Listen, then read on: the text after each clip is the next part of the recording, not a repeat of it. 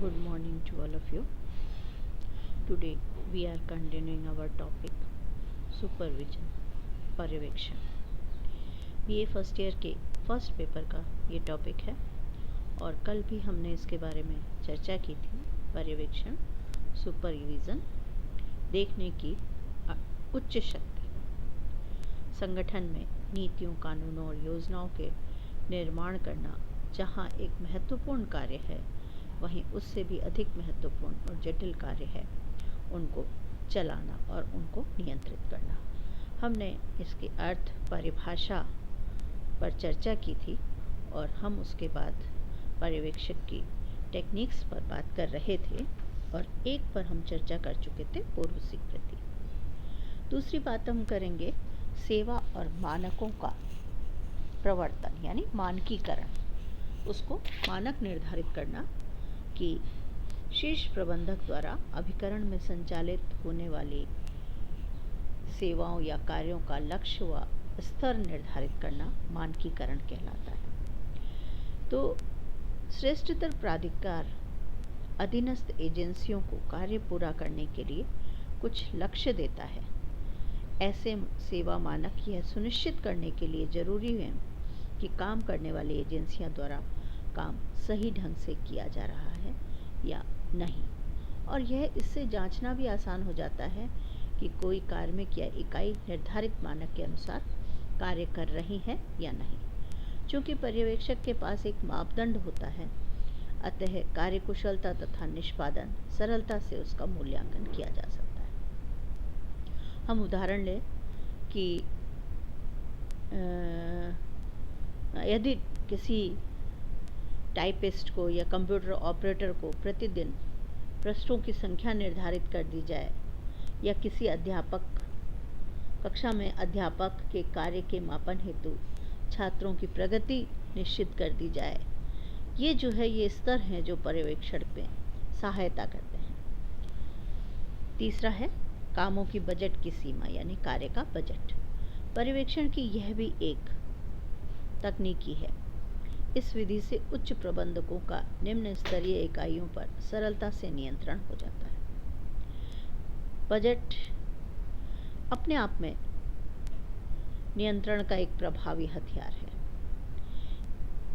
बजटीय प्रबंधन एक निश्चित समय सीमा में सक्रिय इकाइयों द्वारा संभाले जाने वाले कामों के आकार को तय करता है। ये इकाइयां इन बजटीय सीमाओं में ही काम करती हैं जो उच्चतर अधिकारी द्वारा निर्धारित होती हैं, और इस प्रकार वे जब जितनी चाहे उतना पैसा खर्च करने के लिए आज़ाद नहीं होती। कार्य बजट आवंटन प्राधिकार को सौंपने और स्थानीय पहल को प्रोत्साहित करने के लिए आवश्यक है, और यह सक्रिय इकाइयों के कार्यों के आकार पर भी नियंत्रण रखता है। यह एक ऐसी विधि मानी जाती है जिसमें केंद्रीय नियंत्रण की व्यवस्था का कोई विपरीत प्रभाव डाले बिना स्थानीय स्तर की पहल को भी प्रोत्साहित किया जाता है। नेक्स्ट है अधीनस्थ कार्मिकों का अनुमोदन या उनके द्वारा स्वीकृति।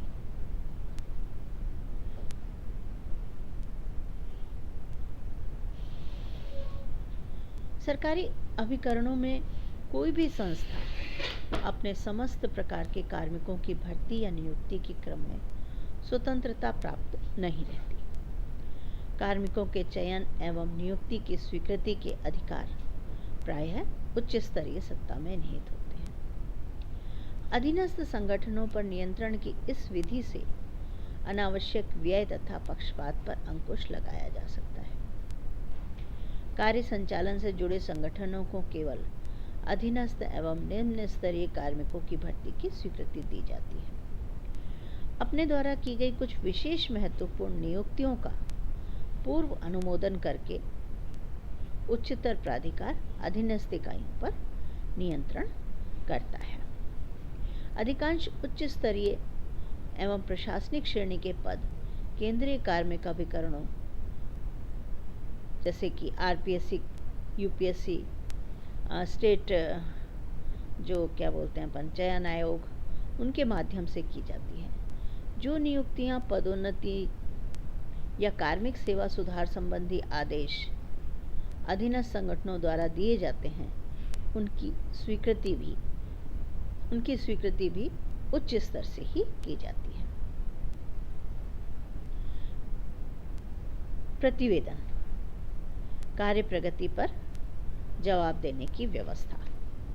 श्रेष्ठतर प्राधिकार गतिविधियों की रिपोर्ट मांग करके सक्रिय इकाइयों की गतिविधियों का पर्यवेक्षण करता है। यह एक लोकप्रिय तकनीक है, रिपोर्ट देना, क्या क्या काम किए गए। यह रिपोर्ट दैनिक हो सकती है, साप्ताहिक हो सकती है, पाक्षिक हो सकती है, मासिक, त्रैमासिक, 6 मासिक या वार्षिक हो सकती है, विशिष्ट हो सकती है, तदर्थ भी हो सकती है। इसके द्वारा पर्यवेक्षक कार्य की वास्तविक प्रगति से अवगत हो जाते हैं तथा उनका मूल्यांकन भी कर लेते हैं। इन प्रतिवेदनों में संगठन की प्रमुख गतिविधियां, उपलब्धियां और कमियों की चर्चा भी आती है। इकाइयों से प्राप्त रिपोर्ट के विश्लेषण से पर्यवेक्षक को प्रशंसा करने या चेतावनी देने का कार्यक्रम भी संशोधन सुझाने का अवसर प्राप्त होता है। नतीजों की जांच पर्यवेक्षक की सबसे पुरानी तकनीकों में से एक है और लोक प्रशासन का अभिन्न अंग है। जांच के माध्यम से हम निम्न उद्देश्यों को प्राप्त कर सकते हैं। जानकारी प्राप्त करना, यह जानना कि मौजूदा नियमों, विनियमों, प्रक्रियाओं का पालन हो रहा है या नहीं। प्रबंधन के उद्देश्यों के बारे में प्रदर्शन मूल्यांकन में सहायता। शीर्ष प्रबंधन को उन समस्याओं से परिचित कराना जिनका सामना अधीनस्थ स्तर के प्रबंधन को करना पड़ रहा है। संगठन में काम कर रहे व्यक्तियों को निर्देशित और मार्गदर्शित करना। परस्पर पहचान और विश्वास के व्यक्तिगत संबंध बनाना और सक्रिय इकाइयों की प्रभावशीलता को बढ़ाना। ये जो हमने बिंदुओं पर चर्चा की वो थे क्या पर्यवेक्षण की तकनीक है। अब हम बात करेंगे पर्यवेक्षक कौन होता है, पर्यवेक्षक क्या करता है, उसके क्या कार्य हैं। पर्यवेक्षक, सामान्यतः ये प्रश्न उठाया जाता है कि पर्यवेक्षक कौन होता है। अधिकांश विद्वान ये मानते हैं कि जो हायरार्की में सबसे ऊपर होता है, जो निम्न अधिकारियों से ऊपर होता है, वह पर्यवेक्षक है। उच्च अधिकारी अपने निम्न अधिकारी का पर्यवेक्षक होता है। कई संगठनों में पर्यवेक्षक या सुपरवाइजर नामक विशिष्ट पद होता है। कुछ में अधीक्षक को यह कार्य सौंपा जाता है। राज्य सचिवालय में मुख्य सचिव, विभाग में विभागीय सचिव, निदेशालय में निदेशक, जिले में कलेक्टर, कॉलेज में प्राचार्य, पंचायत समिति में विकास अधिकारी, यही पर्यवेक्षक होते हैं। मुख्य रूप से जो संगठन में पर्यवेक्षक कई प्रकार के हो सकते हैं। यह कार्य की प्रकृति और संरचना पर निर्भर करता है। पर्यवेक्षक एक ऐसा व्यक्ति होता है जो किए जाने वाले कार्य तथा प्रबंधकों द्वारा निर्धारित नीतियों और कार्यविधियों को जानता है और जो इन नीतियों और कार्यविधियों के ढांचे में कार्मिकों को कार्य करने के लिए प्रेरित कर सकता है। तो इस रूप में हम देखें तो दो तरह के पर्यवेक्षक हो सकते हैं, एक सूत्र पर्यवेक्षक और दूसरे कार्यात्मक या स्टाफ पर्यवेक्षक। सूत्र पर्यवेक्षक वे होते हैं जो पद सोपान की व्यवस्था से जुड़े होते हैं तथा उनका सत्ता की कमान से सीधा संबंध होता है। पुलिस महानिदेशक, पुलिस महानिरीक्षक का तथा पुलिस महानिरीक्षक, जिला पुलिस अधीक्षक का सूत्र पर्यवेक्षक है। और कार्यात्मक पर्यवेक्षक की बात करें अगर हम, तो जब किसी कार्मिक के कार्य का पर्यवेक्षण उसके मूल विभागीय अधिकारी के अलावा अन्य संबद्ध संगठन या विषय विशेषज्ञ द्वारा किया जाता है तो वह कार्यात्मक पर्यवेक्षण कहलाता है। जिला कलेक्टर शांति व्यवस्था के लिए भी उत्तरदायी होता है। वह जिला पुलिस अधीक्षक का कार्यात्मक पर्यवेक्षक है। या सीएजी का कार्मिक सभी विभागों का कार्यात्मक पर्यवेक्षक है। अब क्या कार्य करता है? जीडी हालसी के अनुसार जो 6 घटक हैं, प्रत्येक काम के लिए उचित व्यक्ति का चुनाव, प्रत्येक व्यक्ति में उसके काम के प्रति रुचि पैदा करना और उसे वह काम करने का तरीका सिखाना, यह निश्चित करने के लिए कि ये सिखाना पूरी तरह से प्रभावी रहा है, प्रदर्शन की माप और निर्धारण करना,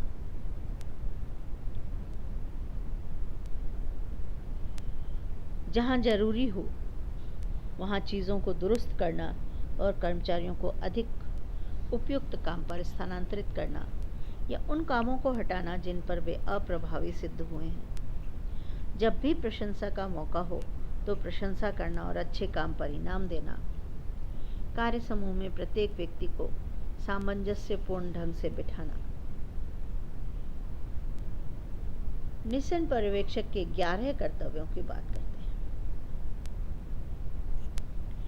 अपने पद के कर्तव्यों और जिम्मेदारियों को समझना, कार्य करवाने की योजना बनाना, अधीनस्थों के बीच कार्य विभाजन करना और उन्हें करने में उनका निर्देशन और सहायता करना, कार्य पद्धतियों और प्रक्रियाओं को सुधारना, एक तकनीकी विशेषज्ञ और नेता के रूप में अपने ज्ञान को सुधारना, उनके काम में अधीनस्थों को प्रशिक्षित करना, कर्मचारियों के प्रदर्शन का मूल्यांकन करना, कर्मचारियों की गलतियों को सही करना और उनकी समस्याओं को सुलझाना और उनके बीच अनुशासन का विकास करना, संगठन की नीतियों और प्रक्रियाओं के बारे में अधीनस्थों को जानकार बनाए रखना, सहकर्मियों के साथ मिल करके और जब जरूरी हो उनकी सलाह और मदद लेना, अधीनस्थों के सुझावों और शिकायतों को निपटाना। ये बात पर्यवेक्षक के बारे में, उनके कार्यों के बारे में की। बात करेंगे अच्छे पर्यवेक्षक में क्या गुण होने चाहिए। इन सब चीज़ों से हमें बहुत सारी चीज़ें समझ में आ गई कि उसे अपने कार्य का ज्ञान होना चाहिए, उसका चरित्र दृढ़ होना चाहिए, उसमें एक अच्छे शिक्षक की योग्यताएं होनी चाहिए, अपने काम से प्रेम हो, अधीनस्थों को मोटिवेट कर सके, इंटेलिजेंट हो, साहस हो, उसमें सहनशीलता हो, मोरालिटी हो, प्रबंधकीय योग्यता और जिज्ञासा हो, बौद्धिक सतर्कता हो, निष्पक्ष हो, न्यायप्रिय हो, लोगों के साथ सहानुभूति रखे, कार्य को पहल लेकर के कार्य करें, लोगों से किस तरीके से कार्य करना चाहिए ये चतुराई हो उसमें, और अपनी भावनाओं पर नियंत्रण रखना चाहिए। सरकारी संगठनों में सभी प्रकार के व्यक्ति कार्य करते हैं तथा बहुत से व्यक्ति वरिष्ठता के आधार पर पदोन्नत होकर पर्यवेक्षक की भूमिका में आ जाते हैं। यह आवश्यक नहीं है कि प्रत्येक पर्यवेक्षक उन योग्यताओं तथा कुशलताओं से युक्त हो ही जो कि एक अच्छे पर्यवेक्षक के लिए आवश्यक है। सामान्यतः यह मान्यता रही है कि अच्छे पर्यवेक्षक बनाए नहीं जाते बल्कि वे पैदा होते हैं। लेकिन प्रशिक्षण की आधुनिक तकनीक जैसे सम्मेलन, विधि, कार्य के दौरान प्रशिक्षण और बहुत सारे संगठनात्मक व्यवहार संबंधी प्रयोगों से पर्यवेक्षकीय गुणों का विकास किया जा सकता है। तो ये आज बच्चों हमने बात की कि सुपरविज़न पर्यवेक्षण क्या होता है। अभी हमारे 1-2 टॉपिक हैं। समन्वय क्या होता है, समन्वय पर शायद हम बातचीत कर चुके हैं। संप्रेषण क्या होता है, हस्तांतरण क्या होता है, इन पर भी हम अगले लेक्चर्स में चर्चा करेंगे। Thanks to all of you.